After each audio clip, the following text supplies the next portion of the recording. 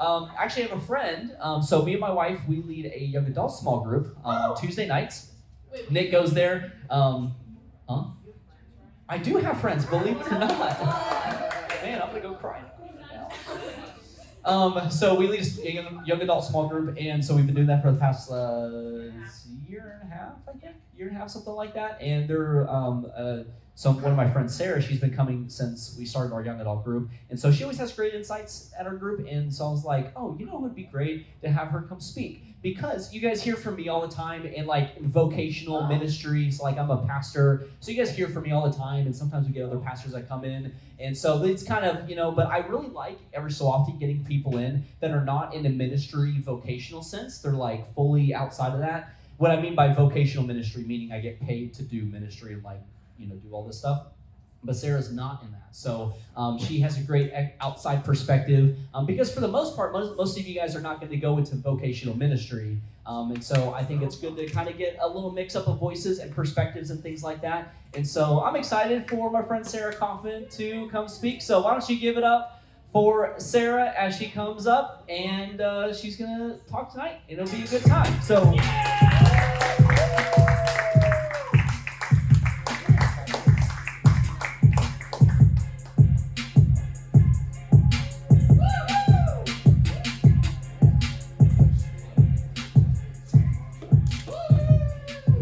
Hello, everybody. Oh, this is some bright lights up here. But like Ryan just said, my name is Sarah. Not in ministry, but we'll be talking to you tonight. It's so nice to meet all of you and see all of you, and we can definitely chat afterwards. But what I'm talking about tonight is on anxiety. So I know it's everyone's favorite topic. Everyone can see my lovely little Inside Out character, because I really relate to him. But before we get started, I just wanted to start with a prayer. So if everyone could bow their head, just, dear Lord, thank you for this wonderful day, and thank you for these wonderful people that are surrounded by me, and the opportunity that we can have to just be together in fellowship and learn a little bit more about you and how you would like us to live this wonderful life that you've given us and blessed us with. I'm so thankful for all the people that you've given us in this room today, and thank you for their hearts and their minds. And I just ask for continued protection over their minds. Free us from any anxieties and stress that we're carrying on our hearts today or every day. And Lord, just bless the words that I speak today. I hope that they can touch somebody's heart just like you've touched mine in this area. And just let the Holy Spirit continue to move through this room in ways that we will never understand and can be so much more miraculous than we will ever know. Amen. All right, so I wanted to introduce myself a little bit. So my name is Sarah, and that's me with a baby kangaroo. So if that tells you enough about myself, that's it. But going off of here, every one of my other slides is like gray and chalkboardy, and that's just like not my vibe. So I want to start off with something a little brighter. So here's just a couple things about me. I'm going to sit down so I can see. And so the first thing, daughter of God, just to give you a little bit more perspective about myself, I've grown up a believer my whole life. I grew up Catholic, and I went to Catholic school for all of my years up until high school.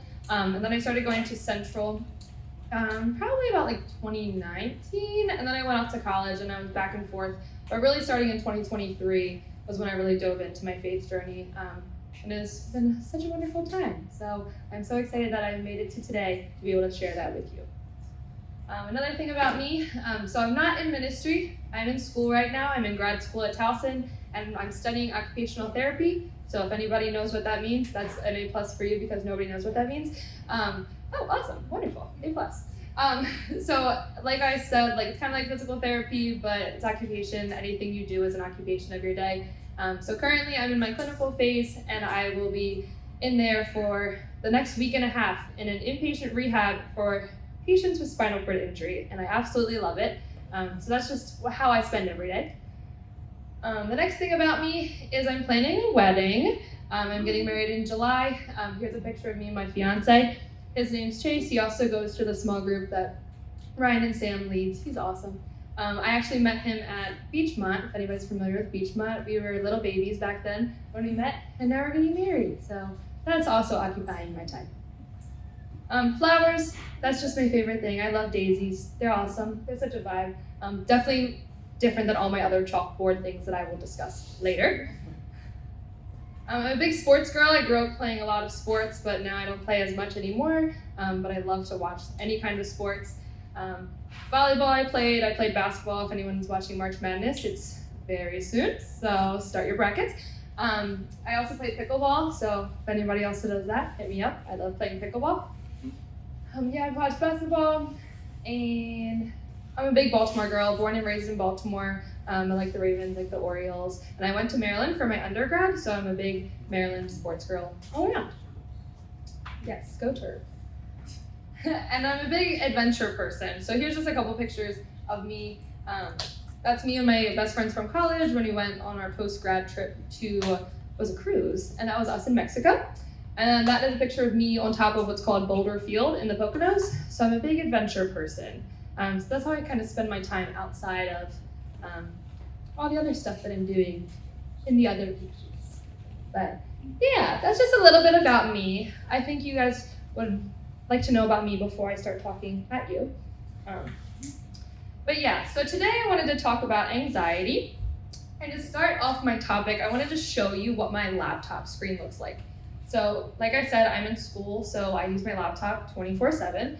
So it was really important for me to just establish a routine somewhat that I can look at my screen and have a constant reminder of what God's trying to tell me before I even go and start anything school related or wedding related or work related or whatever. So here's my screen. I'm sorry if I'm blocking it. But it says let go and let God. And it's just something that I like to remember. I don't even remember the first place that I saw it, but it's definitely a subtle reminder. Let go and let God is more than just being able to relax, but it's truly letting go of a part of yourself so he can work through you and work in you. And that can be in anything that I was going to do on my laptop before I even started. So it has bled into other areas of my life, but this obviously started with school because that's how I use my laptop. But this pretty cliche saying, and I'm a lover of cliche sayings. That's another thing I should have put up there. But live, laugh, love, it's kind of me. So just a gentle reminder that I needed to have in my life, submit my daily doings to what God has in store for me. And every time I popped up on that laptop, that was going to be my reminder.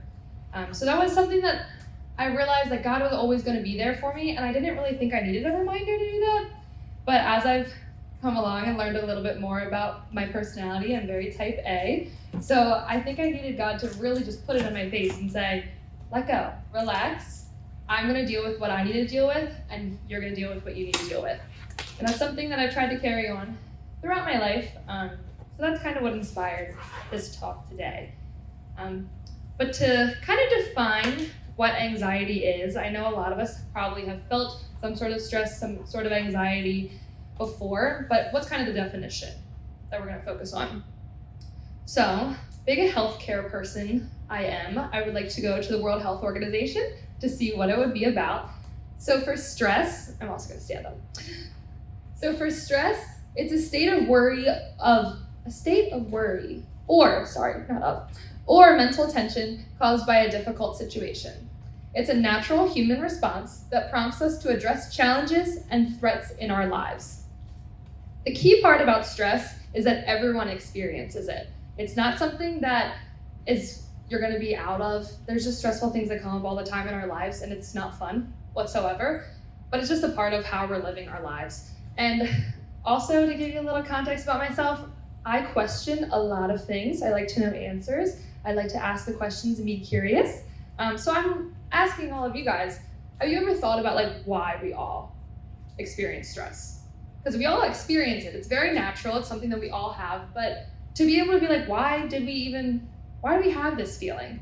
And I think the root of that is because we have a heart of doubt and a heart of fear because we don't know what's next to come. And that's where the stress can come from. So if you take any singular situation, you can probably understand that you're stressed because you don't know what's going to happen, because we're not certain of the future.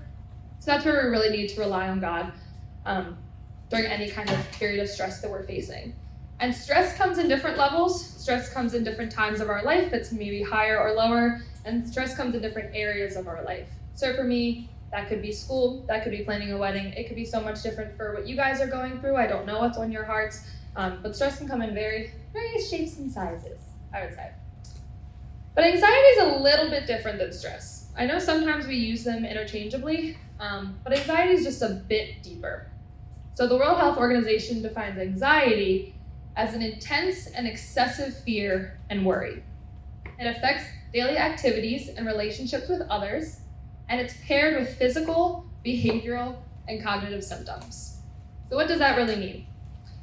People who might have a diagnosis of anxiety, and if there are people in this room, this is totally validating to your experience, but all of these things are just a little bit deeper than what we call like everyday stress. So those symptoms of like heart racing, or you're feeling nauseous, or you're feeling just overwhelmed to the point where it's a little bit more than someone's daily stress, that might be towards a level of anxiety. And you don't have to have a diagnosis of anxiety to have anxiety.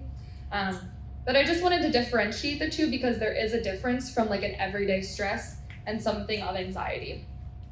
So to talk about my personal life, not to get too deep into it, but I don't have a diagnosis of anxiety, but I would consider myself to have anxiety. There is a little bit of a difference. But anxiety comes, like I said, in all shapes and sizes. So for my life, I've definitely struggled with anxiety throughout my younger years and now, and they can come in different ways. So like growing up, I had different anxieties that I have now. So it's also a growth process, which I don't think a lot of people think of when they think of anxiety. It's just like a stagnant, but you can actually grow through your anxiety and experience different types too. So when I was going through a very anxious time in my life in college, I was a part of a Bible study. It was an all-girls Bible study. And my Bible study leader at the time decided that we were going to talk about Matthew. So I wanted to introduce this verse. It's Matthew 6:25 through 34, if anybody wants to pull it up in their Bibles. We're going to just walk through it little by little. I'm just going to move this so I don't have to keep turning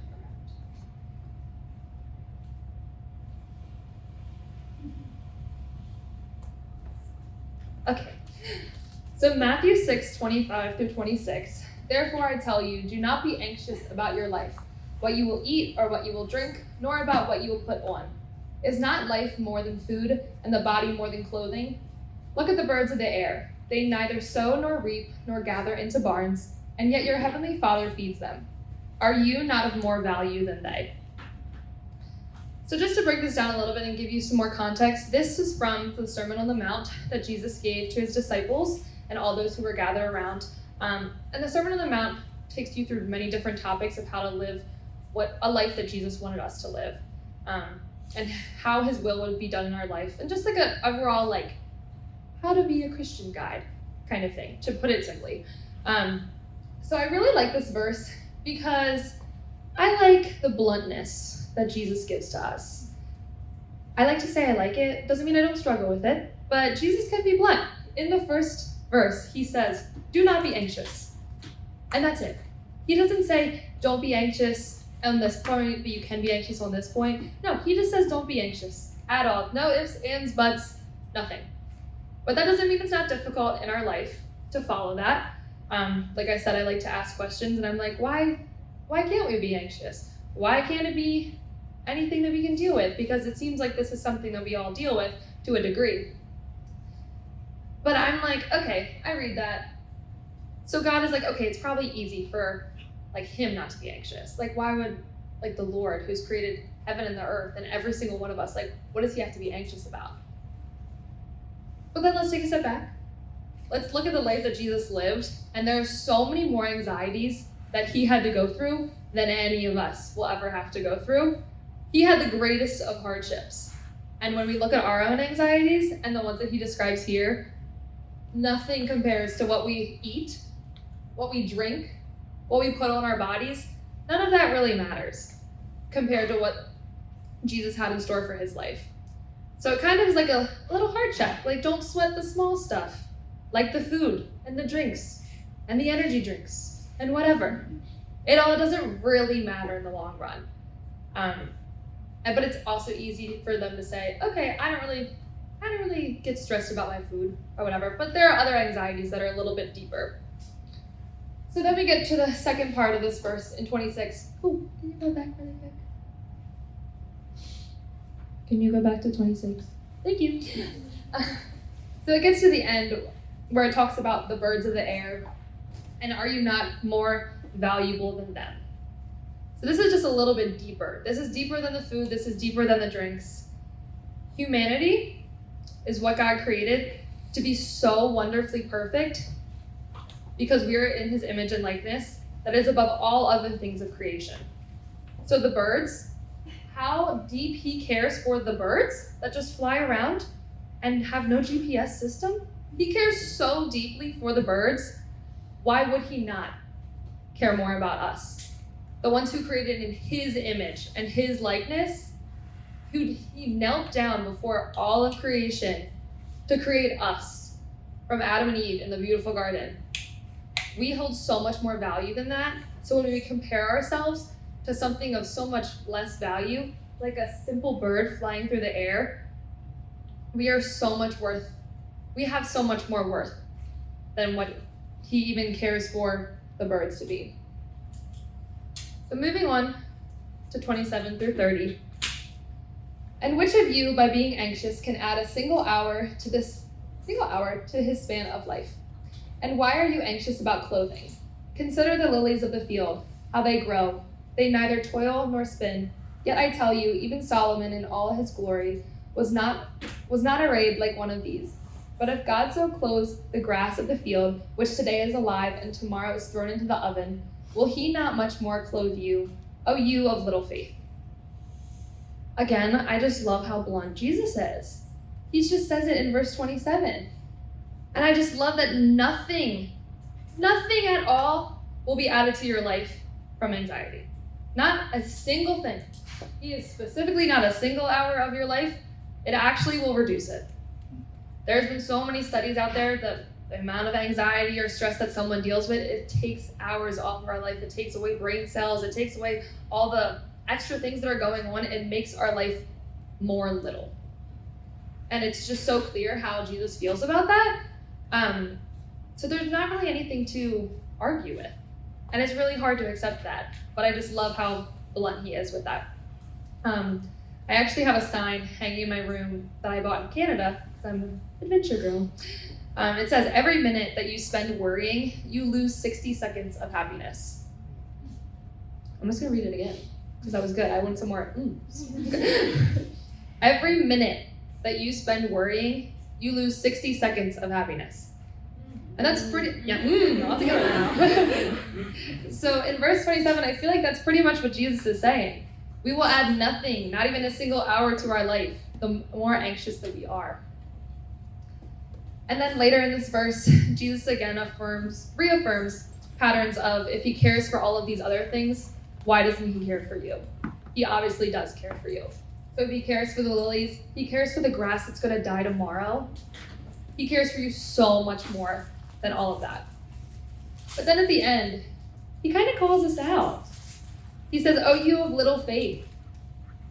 I just love how direct he is with all of this, because I think it also gives you a heart check. Like, when we're feeling anxious, how many people think that anxiousness relates to a lack of faith?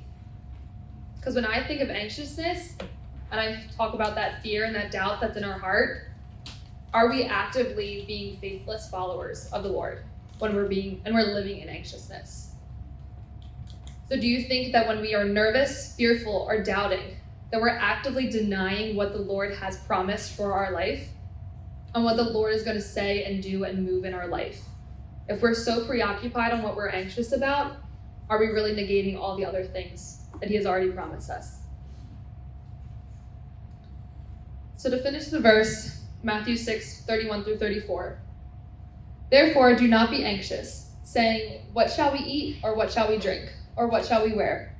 For the Gentiles seek after all these things, and your heavenly Father knows that you need them all. But seek first the kingdom of God and his righteousness, and all these things will be added to you.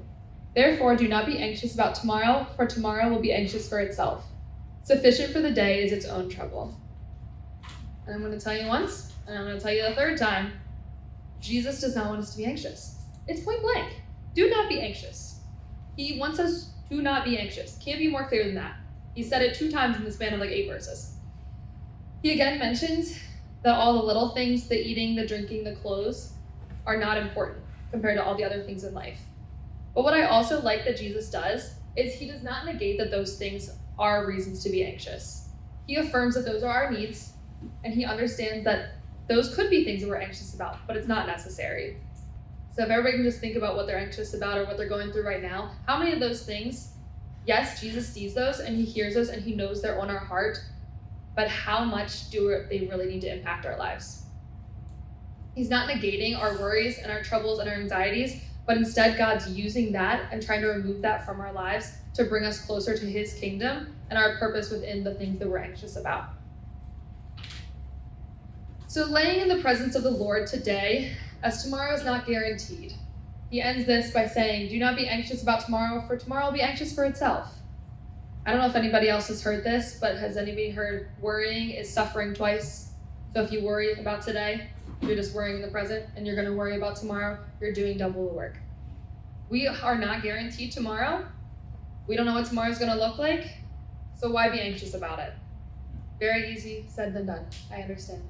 I'm speaking for myself as well.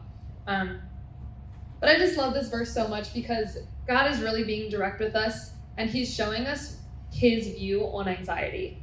And in this culture today, anxiety is so normalized that we think it's just something that we all need to experience. And while we all may experience some form of stress, it's not something that has to be normalized. God never wanted this for our life. He's actually trying to pull us out of the anxiety of our life by being direct and saying, don't be anxious.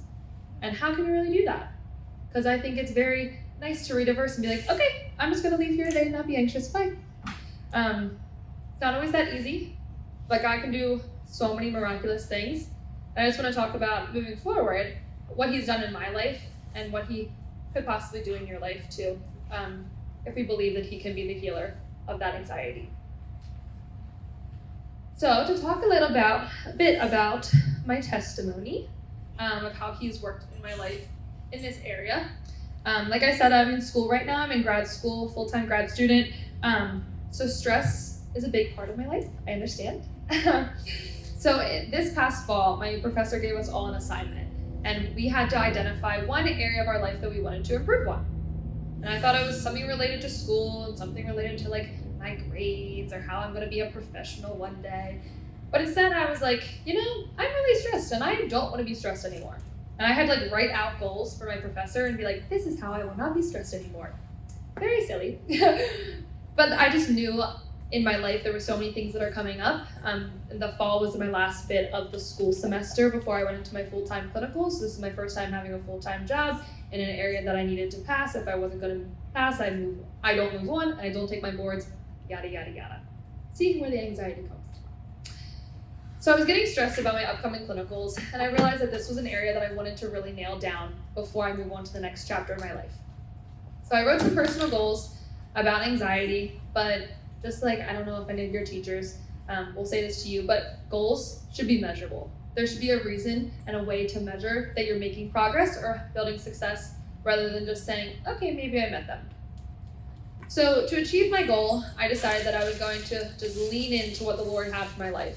It's very hard to explain that to a professor or a teacher sometimes, be like, yes, I will lean into the Lord and he will lead me. But I really just wanted him to tell me what was going to go on. And my ways of doing that and how I justified that to somebody else was that I was going to try journaling for the first time. That's a great way to minimize your anxiety and kind of focus more so on your thoughts. I wanted to surround my thoughts with something that was less anxiety-inducing and bring about an aura of confidence in my thoughts and instead of worry.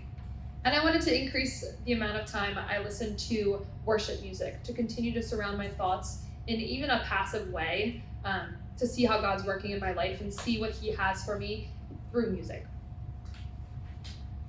So what I did to make it measurable, since I'm a nerd, I did a test. I did a stress test where I scored myself of how stressed I was at the beginning of fall of 2024. So here's the test. Here's part of the test.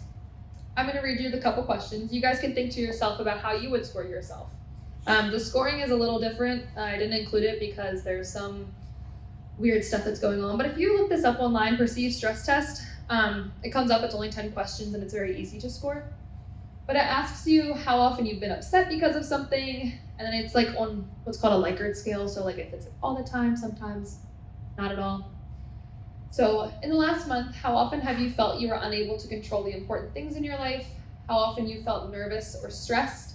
How often you felt confident about your ability to handle your personal problems? How often you have felt that things were going your way? How often you found that you could not cope with all the things you had to do? How often have you been able to control the irritations in your life? That's a fun one. How often have you felt that you were on top of things? How often have you been angered because of things that happened outside of your control? And how often have you felt difficulties were piling up so high that you could not overcome them? So just take a second to think about how you would answer those questions. Is this like an everyday kind of thing? Is this an every once in a while kind of thing? Where's your stress meter? Doing a heart check. So what I did is I scored myself at the beginning of my semester, and then I just walked with the Lord, and I scored myself at the end of the semester. And I wanted to see how he was going to work. I put God to the test. He's a really big God. You can put him to the test whenever you want. He can handle it. If you want to ask him any of the questions, you want to put him and see how he's going to work, he can do it. Do not deny that. Yeah.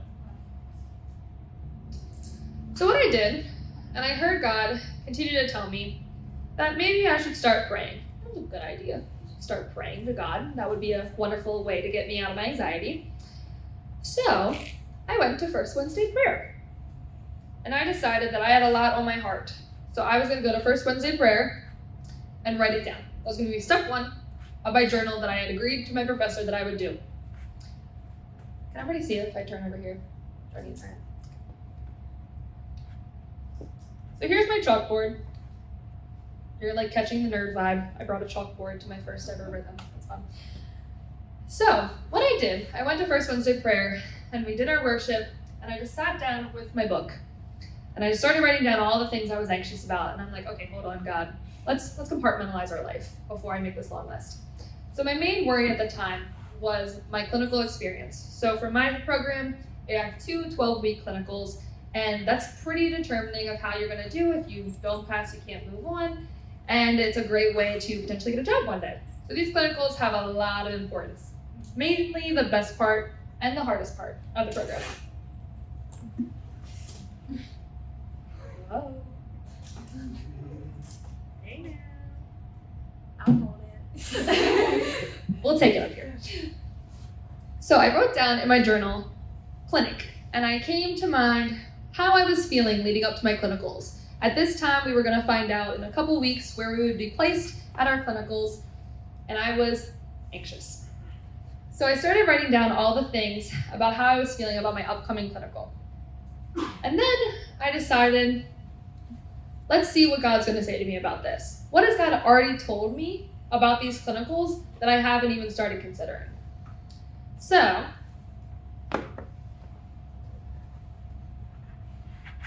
my first one was that I was going to fail. Pretty big deal. I was not going to fail, but I thought I was going to fail, and I wouldn't be able to become the OT that I thought I was called to in this life. So I wrote down failure, and I thought about what has God already said to me about failure? And why am I thinking the way that I'm thinking? If I believe that God is the strength in my life, why on earth do I think I'm going to fail? If I know that he's with me along every step of this process, me thinking that I'm going to fail means he's going to fail too, and he's going to fail me. And I know my God is not going to fail me. So why am I thinking about that? So then I opened up my handy dandy Bible, and I started looking through different verses, and I came across 2 Corinthians 12, 9 through 11. Sorry, I'm getting out a picture so I can read it. So 2 Corinthians chapter 12, verse 9 through 11 said, "But he said to me, my grace is sufficient for you, for my power is made perfect in my weakness. Therefore, I will boast all the more gladly about my weaknesses, so that Christ's power may rest on me. That is why, for Christ's sake, I delight in weaknesses, in insults, in hardships, in persecutions, in difficulties. For when I am weak, then I am strong.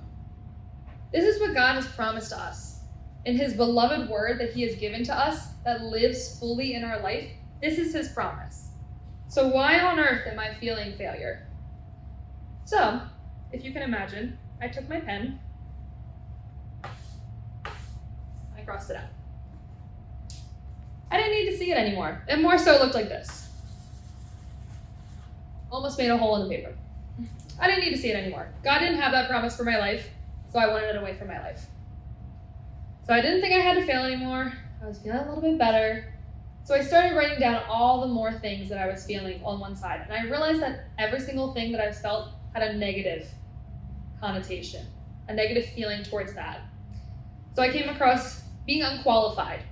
I didn't think I was ready to go on this clinical. I didn't think I was going to be able to keep pursuing this.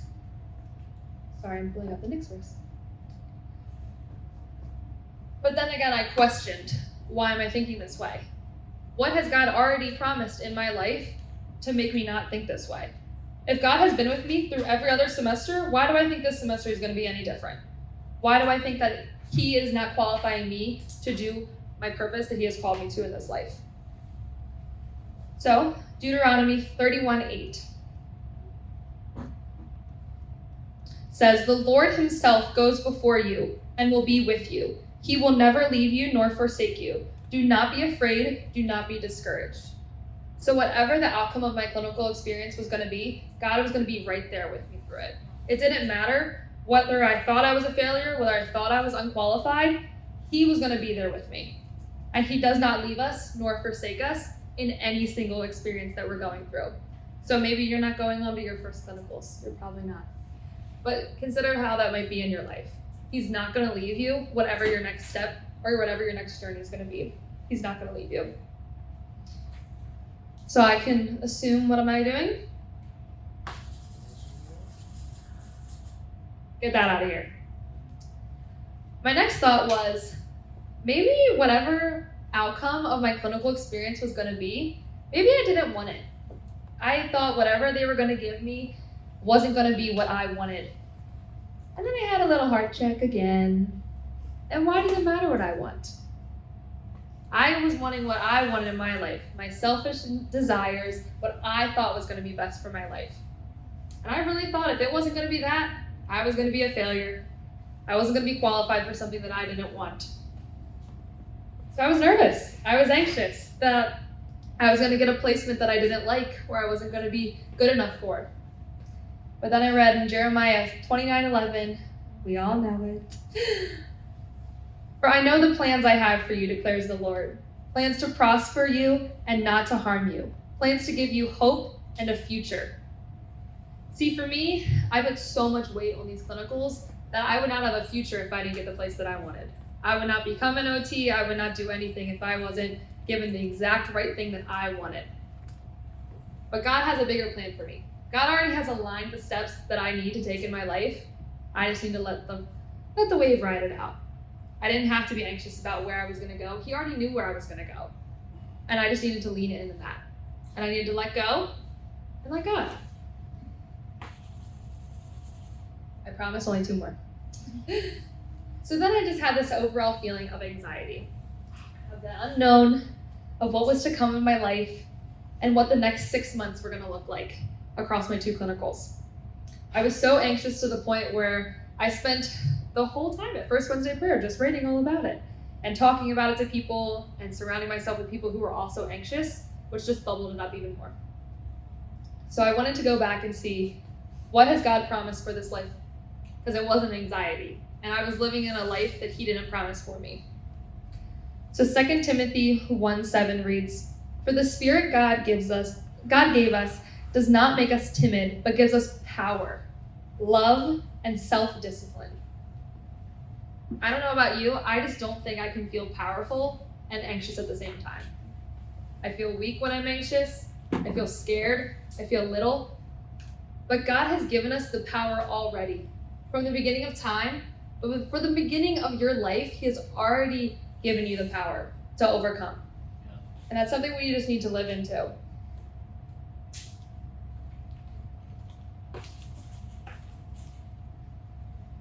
And the last bit is unworthy.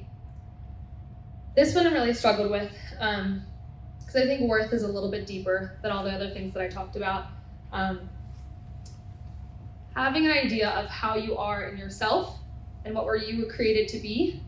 I didn't think that I was worthy enough to become an OT. I didn't think I was worthy enough to go onto a clinical. I didn't think that I was worthy enough to be able to give it an opportunity to do this and to impact people's lives in a sort of way. For being an OT, I'm going to work with people with some very, very severe disabilities, and I didn't think I was the right person to do it.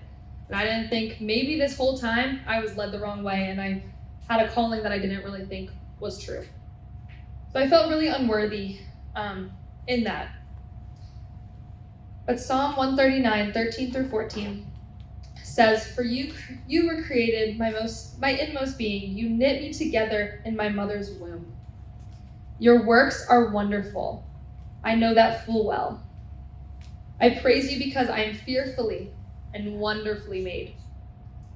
And that is just such a wonderful reminder when we are feeling fearful and we are feeling that sense of unworthiness, that no other creature or anything in this universe was created the same way that us as humans are created. Nothing else. And that is just something that it takes some time to realize, and to realize that you are worthy and God has made you to be worthy. And He's made you to be worthy in this world at the time you're in this world too. You were meant to be here. You're meant to be here in this time. You're meant to be here in this moment. So when you're feeling unworthy or you're feeling that you're not ready for your next step, God has already aligned those steps. He has already prepared you and He's already given you that worth. And it doesn't even matter if every single one of those steps you don't follow, you fail at, you're 100% off the track. You are still have so much worth because you were created to be God's child. It doesn't matter who, what, when, where, why. If all of these things were true, we have worth. And we have a place in this world at this time for a purpose. So on that note, I was done.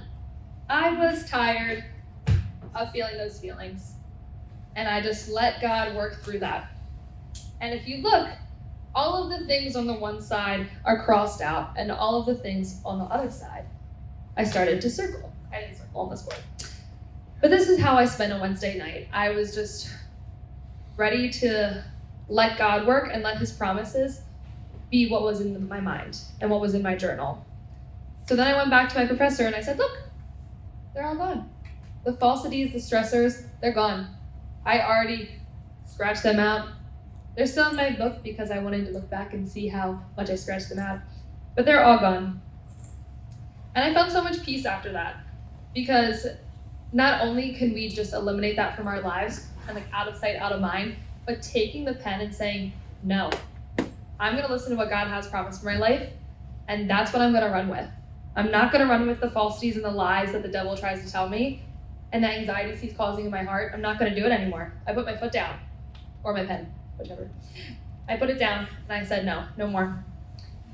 So that was something that I really found beneficial in my life, that I could just cross it out. It was no more. And this was the same practice that I did a couple times later in different areas of stress in my life, and has been really helpful. So being a part of a clinic was just one of the ideas that I had. But it really relinquished any other desire to have me be in control. It gave God the first and foremost control in my life. And having these affirmations and having these bullet points to come back to as Bible verses were good for me to have when I was having those feelings of stress and anxiety come back to me about this topic in my life. So another thing besides journaling that I told my professor that I would do is listen to some worship music. So I wanted to surround my thoughts with worship music. I've always been a big Christian music kind of girl, but I wanted to be more intentional about it. So I found this song. If anybody knows it, you're cool. It's called Peace by Hillsong, Young and Free. Give me a little woot woot if you have known it. Woo woo! Okay, cool. So I'm gonna read just the chorus and then I'm gonna go to the bridge. But there's a peace far beyond our understanding. May it ever set my heart at ease. Dare anxiety come I'll remember that peace is a promise you keep. And I just listened to that pretty much every day for the fall semester because I wanted it to really sink into my head every day on the way to school. So just breaking it down, peace beyond our understanding. So sometimes the feelings of peace that we can consider after we have a wonderful moment, like the one I had during First Wednesday prayer, I didn't understand it. I don't understand how many times I had to struggle with these feelings of anxiety for one day to just be gone. And not to say they don't come back, not to say it's still not hard, but God knows the depth of where our heart and our stressors come from way more than we will ever understand. So going on to the next part, may it ever set my heart at ease. There were times, there were days, and there still are days that my heart is racing and it's beating out of my chest. And I'm sweating and I'm doing all of the anxiety things, those symptoms that I had talked about at the beginning. God has the power to calm the heart rate. He has the power to slow the breathing and to stop the racing heart. And that power he has also given to us when we lean into him to let him work that way. It's kind of a partnership. He can slow our breathing, but we are the vessel, and we have to work with him and believe that he will do that too. I love the third line. Dare anxiety come. If Jesus can be direct with us and say, do not be anxious, then we can be direct with the devil who's trying to turn us that way. He is literally challenging our God. Dare anxiety come in our life. Let's see what God can do. I told you from the beginning, our God's a big God. He can take it. He can do the impossible, and he can understand so much more and lead us through so much more than we will know. And finally, the peace is a promise you keep. So just like I've said throughout with these verses, those are promises that God has had for our life. But even more so, I wanted to read another verse in John 14:27. And to give you some context, this is when Jesus gives his disciples the gift of peace as he's preparing for his death. Something that is so much more anxiety-inducing than any of our struggles right now. Preparing for your own death, which none of us even know. Peace I leave you. My peace I give you. I do not give to you as the world gives. Do not let your hearts be troubled, and do not be afraid. And I just think, when I read this verse, I do not give to you as the world gives. What is the world trying to give us to help us calm our anxiety? It can come in a lot of different ways. Some people have unhealthy habits that can calm our anxiety. Some people have some healthy habits that can calm our anxiety. But I think this struggle is a little bit deeper, and it needs more than just what the world can give us. This is a God-sized problem, anxiety is. In this scenario of the verse that I just said, Jesus should have been the most anxious anyone can be in their entire life. He is preparing to die. That, I cannot think of anything that's more stressful than that. But instead, in that moment, he looks at his best friends, knowing that he's going to leave them in just a few days, and says, peace I leave with you. This is something that is I cannot fathom it. I cannot try to even put myself in Jesus' shoes at this point, to look at my best friends and say, I'm giving you the peace. And I think that's also something we can talk to our other friends about. Are we giving peace into someone else's life when they're going through moments of anxiety? Or are we trying to add to that anxiety? So that's something just to think on. And the other part of the song Peace is the bridge. Can you turn it? So in this part, the song Young and Free says, you are peace to the restless soul, peace when my thoughts wage war, peace to the anxious heart. And then it says, that's who you are. Peace when my fear takes hold, peace when I feel enclosed, peace when I lose control. That's who you are. That is who God is. Those different things, that's who he is. And it reminds me of all the things, this list reminds me of my list that I put in my journal.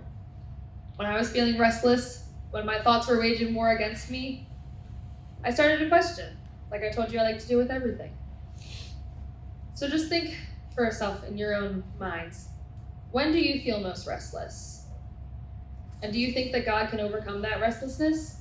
Do you think that his peace is big enough to make your soul not restless? When your thoughts are waging war is a big thing. And our thoughts can wage a heck of a war against us. And sometimes it's a constant battle that we have to overcome.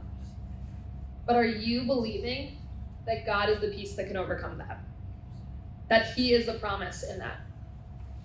Our anxious heart, all those physical symptoms that we have, how often our fear takes hold, and that's what causes our anxiety. Sometimes it's a really crippling feeler of what we don't know is to come.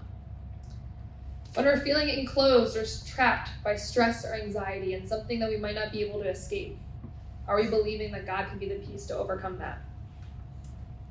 And when we lose control, and this one's a really tough one because we like to be in control as humans. When we finally just lose control and we don't know where to go, are we believing that God can work us through that? Because all of these things can talk about how stress continues to bubble in our life, but God is still working. He's still the peace in all of these scenarios. In all the scenarios that you're going through in your life, he's still the peace throughout every single one of them. And he will continue to be the peace. And that's something that we need to lean into. So what does God want for our life? If he doesn't want us to be anxious, what should we be instead of anxious? You can say, not anxious. But to finish my testimony of how God played out my life, to go on the chalkboard analogy of his playbook, I got my 2 clinical placements a couple weeks after my first Wednesday prayer, and they were my top 2 choices. After all the fear, after all the anxiety, I got placed in an inpatient rehab for spinal cord injury, which is my top choice, and I have been loving it ever since. And then in a week and a half, I'll be in an outpatient pediatric clinic, getting to deal with all the lovely kiddos every day. God knew all along what my plan was going to be, but I needed to lean into that peace, to accept it. No matter all the fear and the worry and the anxiety leading up months before that, even years as I started to prep, God's plan prevailed in my life. It didn't matter what my playbook was going to say. My playbook had fear. My playbook had unworthiness. And what my desires over his prevailed. So what does he want for our life in our playbook? He wants us to be free of that anxiety. And it's something deeper than just to not have it. It's a freedom that comes in that. It's finally the sigh of relief that we don't have to live like this anymore. And it's something that I didn't think until I went to that first Wednesday prayer could ever happen. I was not believing that this was a problem that God could cure in other people's lives, but not mine. I didn't think he was big enough. I didn't think I was at the right time to be healed of that. But through prayer and through realizing what he had in store for my life, it radically transformed me. And that I believe he can do in so many other people's lives. We just need to really believe it ourselves. Because I doubted for a long time that could even happen. But believing that he is the miraculous and he is the healer and he continues to work in every single battle that all of us are facing. Like I said, I don't think anybody in this room is going to have the same battle as mine. Is anybody else planning a wedding? Is anyone else going to OT school? Is anyone else going through any of the battles that you're going through now? They're your battles. They're your unique battles. And that's something that only God can see. So if God is the only person that can know what you're going through, he is sure to know how to heal you and work you through that. Not gonna lie, I still have challenges. My anxiety didn't just poof go away. But being able to lean into him, that has come and go so much more quickly than anything I've ever experienced before. It's not always gonna be a one and done thing. And if it is for you, I'm so happy that your anxiety can just go away because God can do that. He's big enough to do that. But it's a continual process. And it's a continual submission of yourself to him. And then through that, he will work. So even when you submit just one part of your life, this was just one area of my life that I decided to start with. There were so many other reasons and ways that I'm continuing to submit to him in different areas of stress in my life. But just take one. Just challenge him with that. Say, God, what can you do in my life in this aspect? How can I not be stressed in this aspect? Now, I'm not going to go around and ask how all of you guys are stressed. You know what aspect is coming to your head. And just challenge him. See what he can do with that. Because he can do so much more abundant things than you can ever imagine, than I could have ever imagined. How stressed I was about this, and now I'm having the fruits of what he has given to my life. And it's such a wonderful thing to look back on. So the last verse I wanted to end you guys with is 1 Peter 5:7. This was my last little bit of my anxiety promise to my professor, that I was going to stop being so anxious about school. So I turned to 1 Peter, and to give you some context, Peter is preaching to Christians scattered throughout Asia Minor at the time, and he's calling them how to be a servant and a leader. And to do this, he says, cast all your anxieties on him, the Lord, because he cares for you. This verse has two parts. Casting your anxieties on him, just lay it on him. I told you he's a big God. You can give it to him. As big as it may be, as big as the stress you have, he can handle it. Cast them on him. Take it off you. It's so much more relaxing and so much more relieving to be able to take something off of you, because it's a weight to carry. Because he cares for you. And that is something that, we always say like God's a caring, God's a loving God. But have you ever thought about how much he cares for you? Only you, not anybody else in this room. He cares for just you. And how big that care is and how big that love is in this world. It is such a beautiful thing to realize that he desires such a beautifully unique relationship with just you, that he just wants all of you, all of your anxieties, all of your passions, all of your desires, and all the things that you might not think he's big enough to handle. He wants all of it. And he wants to care for you so hard that he just is ready to lay the anxieties on him. So what I did was I wrote this down before every exam that I took. 1 Peter 5:7. And every time I left it on my desk afterwards, I would get a Post-it note. I would leave it there when I woke up. And then when I came home that day, I would look at it before I went to bed. And I would say, you know what? I don't have to have anxiety today. I can give that to Jesus. And he can do what he wants with it. Because I don't have to have it. He doesn't want it for my life. It wasn't in his playbook for my day to be anxious. So I kept it there. And just like I said before, I like little verses, live, laugh, love. This was something that I came to memorize. And growing up, I didn't memorize a lot of verses. That was not something that I was taught as much in school. But this was one that I memorized. And I would tell people about it. When people were anxious around me, when I would drive to school in the morning and I was anxious, and I felt the devil continuing to attack me, I would just say it. Say it out loud. Cast all of your anxieties on him, and he cares for you. It's not a long verse. And it doesn't mean that they're all just going to go away, but just let it go. If anybody's a fisher, I'm not. Letting out your line, just let it go from there. Cast it out. Because we have a God that can take it away from us when it is too much to carry on our own.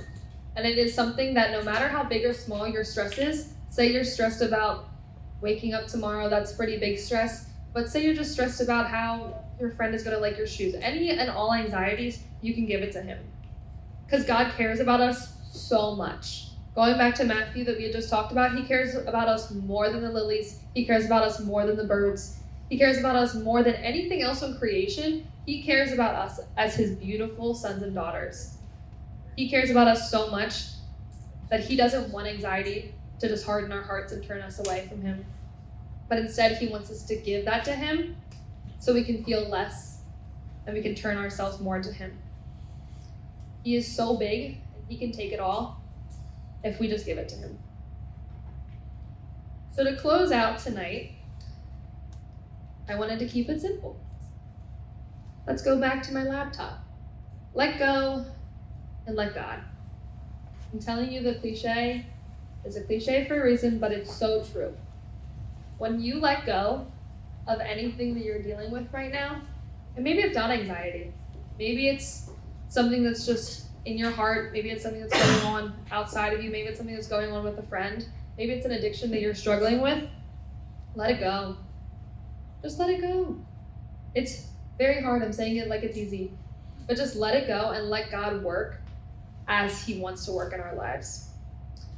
And something that I've always thought about, and it has helped me, as you can see through my different examples, was make it obvious. Apparently, I didn't realize in my life that I should relax. I needed a reminder every day to tell me. So if you needed something like setting a reminder on your laptop, on your phone, or anything, and it's not an instinctual thing for you to just let go and relax in what Jesus has for your life, let yourself be reminded of it every day. Because that's what God's really calling us to, and that's what's in his playbook. And if this is something you struggle with, just continue to work at it. And I've struggled with anxiety for my whole life, and I'm 24 now? It took until I was 23 last year to realize that God was a big enough God that he was going to take it from me. So it's not too late, it's not too early to start working towards this, and I'm not guaranteeing that it'll all go away in a day, but God will work hard with that, and he will continue to work through that and work through whatever you're facing today and tomorrow and all the days to come. So that is it from me. If anybody else wants to make this their laptop screen, we can become twins. But yeah, let go and let God. Let him work, let him do his thing, and we can do our thing. So I just wanted to close us out in a prayer. Dear Heavenly Father, thank you so much for this day, and thank you for giving us the emotions and the feelings that we feel every day.